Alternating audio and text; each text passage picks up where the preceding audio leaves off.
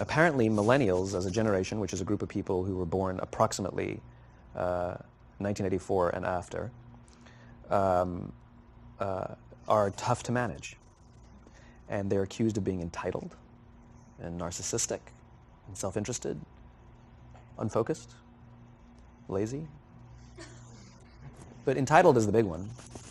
And because they confound leadership so much, what's happening is leaders are asking the millennials, what do you want? And millennials are saying, we want to work in a place with purpose, love that. We want to make an impact, whatever that means. We want free food and beanbags. And so somebody articulates some sort of purpose, there's lots of free food and there's beanbags, and yet for some reason they're still not happy. And that's because they're missing, there's a missing piece. What I've learned is that I can break it down into 4 pieces, right? There are four things, 4 characteristics. One is parenting, the other one is technology, the third is impatience, and the fourth is environment.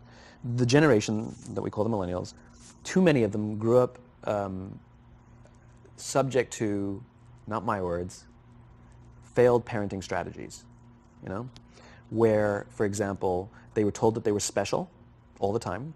They were told that they could have anything they want in life, just because they want it, right? They were told, some of them got into honors classes not because they deserved it, but because their parents complained. And some of them got A's not because they earned them, but because the teachers didn't want to deal with the parents. Some kids got participation medals. You got a medal for coming in last, right? Which the science we know is pretty clear, which is it devalues the medal and the reward for those who actually work hard. And it actually makes the person who comes in last feel embarrassed because they know they didn't deserve it, so it actually makes them feel worse, right? So you take this group of people, and they graduate school, and they get a job, and they're thrust into the real world, and in an instant, they find out they're not special, their moms can't get them a promotion, that you get nothing for coming in last, and by the way, you can't just have it because you want it, right? And in an instant, their entire self-image is shattered. And so you have an entire generation that's growing up with lower self-esteem than previous generations. The other problem, to compound it, is we're growing up in a Facebook, Instagram world. In other words, we're good at putting filters on things. We're good at showing people that life is amazing even though I'm depressed, right? And so everybody sounds tough, and everybody sounds like they got it all figured out. And the reality is there's very little toughness, and most people don't have it figured out. And so when the more senior people say, well, what should we do? They sound like, this is what you got to do. And they have no clue, right?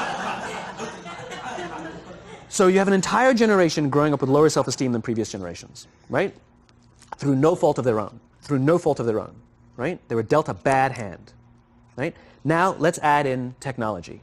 We know that engagement with social media and our cell phones releases a chemical called dopamine.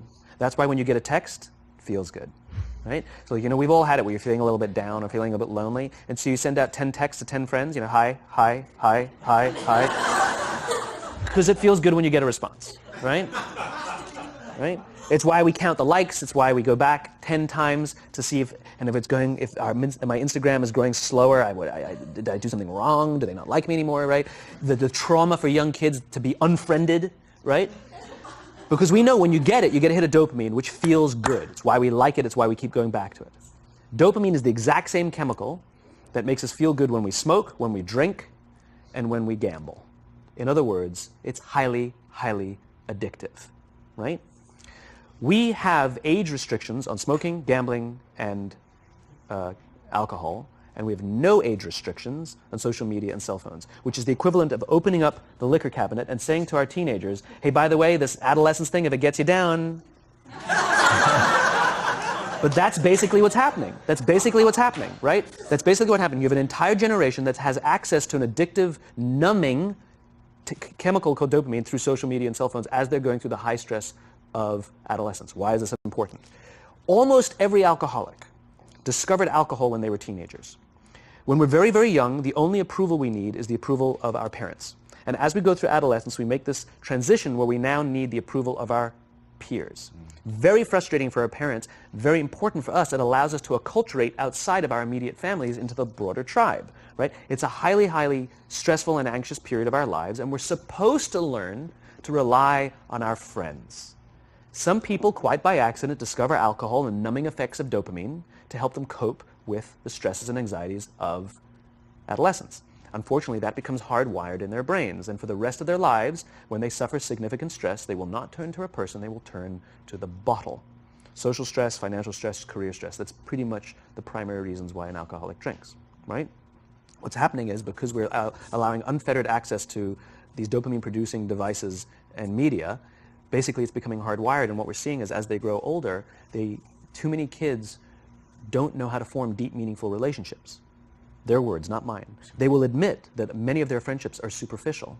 They will admit that their friends, that they don't count on their friends, they don't rely on their friends, they have fun with their friends, but they also know that their friends will cancel on them if something better comes along. Deep, meaningful relationships are not there because they never practice the skill set, and worse, they don't have the coping mechanisms to deal with stress. So when significant stress starts to show up in their lives, they're not turning to a person, they're turning to a device, they're turning to social media, they're turning to these things which offer temporary relief. We know, the science is clear, we know that people who spend more time on Facebook suffer higher rates of depression than people who spend less time on Facebook, right? These things balanced. Alcohol is not bad, too much alcohol is bad. Gambling is fun, too much gambling is dangerous, right? There's nothing wrong with social media and cell phones. It's the imbalance, right? If you're sitting at dinner with your friends and you're texting somebody who's not there, that's a problem. That's an addiction. If you're sitting in a meeting with people you're supposed to be listening to and speaking, and you put your phone on the table, face up or face down, I don't care, that sends a subconscious message to the room that you're just not that important to me right now, right?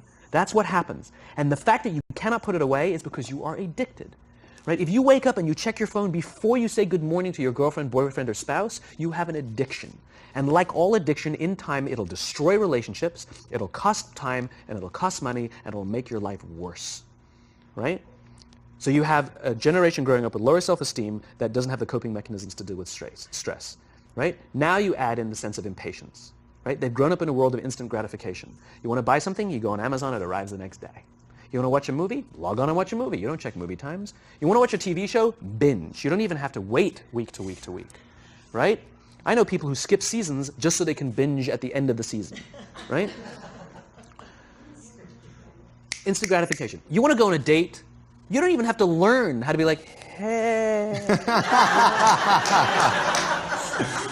You don't even have to learn and practice that skill. You don't have to be the uncomfortable one who says yes when you mean no, and says no when you mean no, and yes when you... You don't have to swipe right. Bang, I'm a stud. Right? You don't have to learn the social coping mechanisms, right? Everything you want, you can have instantaneously. Everything you want, instant gratification, except job satisfaction and strength of relationships. There ain't no app for that. They are slow, meandering, uncomfortable, messy processes. And so I keep meeting these wonderful, fantastic, idealistic, hardworking, smart kids. They've just graduated school. They're in their entry-level job. And I sit down with them and I go, how's it going? They go, I think I'm going to quit. I'm like, why? They're like, I'm not making an impact. I'm like, you've been here 8 months. You know? It's as if they're standing at the foot of a mountain and they have this abstract concept called impact that they want to have in the world, which is the summit. What they don't see is the mountain. I don't care if you go up the mountain quickly or slowly, but there's still a mountain. And so what this young generation needs to learn is patience. That some things that really, really matter, like love, or job fulfillment, joy, love of life, self-confidence, a skill set, any of these things, all of these things take time. Sometimes you can expedite pieces of it, but the overall journey is arduous and long and difficult. And if you don't ask for help and learn that skill set, you will fall off the mountain, or you will, the worst case scenario, and we're already seeing it, the worst case scenario is we're seeing an increase in suicide rates, we're seeing an increase in this generation, we're seeing an increase in accidental deaths due to drug overdoses, we're seeing more and more kids drop out of school or take leaves of absence due to depression, unheard of. These are all, this is really bad. The best case scenario, those are all bad cases, right? The best case scenario is you'll have an entire population growing up and going through life and just never really finding joy. They'll never really find deep fulfillment in work or in life. They'll just waft through life and it'll be just, it's fine. How's your job? It's fine. It's the same as yesterday. How's your relationship? It's fine. Like that's the best case scenario. which leads me to the fourth point, which is environment, which is we're taking this amazing group of young, fantastic kids who were just dealt a bad hand. It's no fault of their own. And we put them in corporate environments that care more about the numbers than they do about the kids. They care more about the short-term gains than the long-term life of this young human being.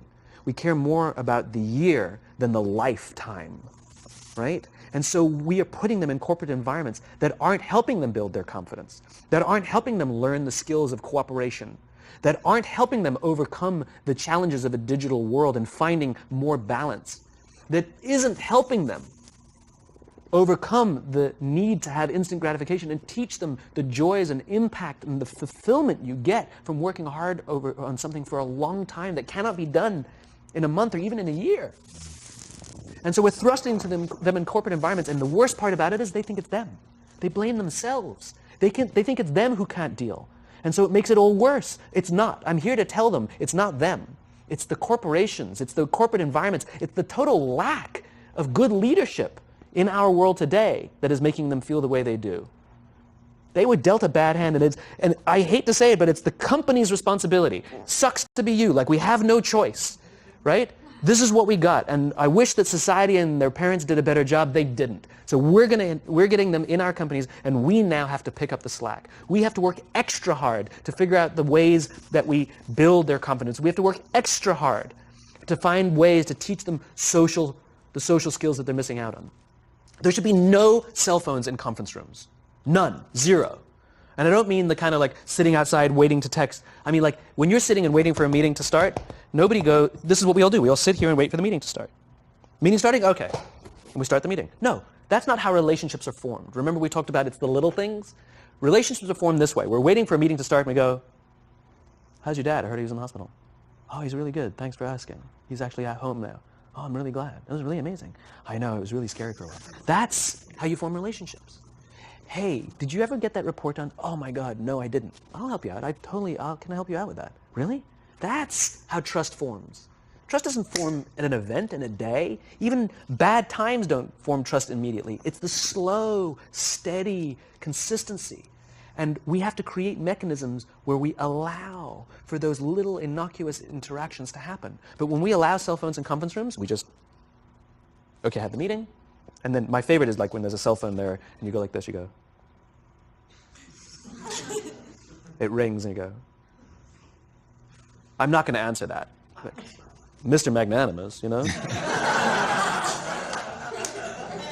When you're out for dinner with your friends, like, I do this with my friends. When we're going out for dinner and we're leaving together, we'll leave our cell phones at home. Who are we calling? Maybe one of us will bring a phone in case we need to call an Uber or take a picture of our meal. That goes without saying, come on. I'm an idealist, but I'm not insane. You know? Not a heathen. I mean, it looked really good. We'll take one phone. And so it's like an alcoholic. The reason you take the alcohol out of the house is because we cannot trust our willpower. We're just not strong enough.